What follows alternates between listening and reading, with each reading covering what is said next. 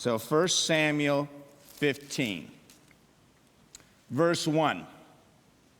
Samuel said to Saul, King Saul, I am the one the Lord sent to anoint you king over his people Israel. So listen now to the message from the Lord. This is what the Lord Almighty says. I will punish the Amalekites for what they did to Israel when they waylaid them as they came up from Egypt. Now go attack the Amalekites and totally destroy all that belongs to them. Do not spare them. Put to death men and women, children and infants, cattle and sheep, camels and donkeys. Now this sounds horrible, doesn't it? This is kind of instructions from the Lord. To me, it sounds horrible. The Lord's like, hey, men, women, children, they're animals. Wipe them out.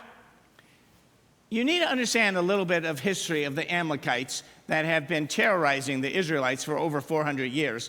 The Amalekites moved as a huge group of people. So when their army moved, it was made up of the men, the women, the children, and everyone. And wherever they went, when they went into Israel, they wiped out everyone. Every man, woman, child. So they were this vicious group of people. Now the Israelites, unfortunately, the sinful nature, there are just some people that, they just have this sinful nature of loving to kill and torture people. So the Israelites, if they wiped out the men, but let the women and the children live, within 10 years, those young children became 16, 17, 18, with the mom's encouragement of creating a new army where we're going to go and kill everyone else. Now imagine for 400 years, every time you go to battle with the Amalekites, and you think, finally, we've destroyed our enemy, but you don't kill the moms and the kids. 10 years later, they're back killing your whole village and wiping you out. Imagine that, 400 years. Every 10 years, you're going through this, and God's like, we're done. We're done. It's time to do them in. No, by the way, I was also thinking about war. When you drop bombs on cities, do only the men get killed? How about women? How about kids?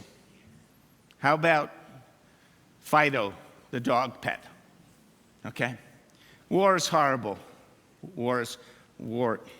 But I want you to understand, so in the Old Testament has great lessons that apply to the church. So in the Old Testament, I know they went to physical war. In the New Testament, we go to spiritual battle.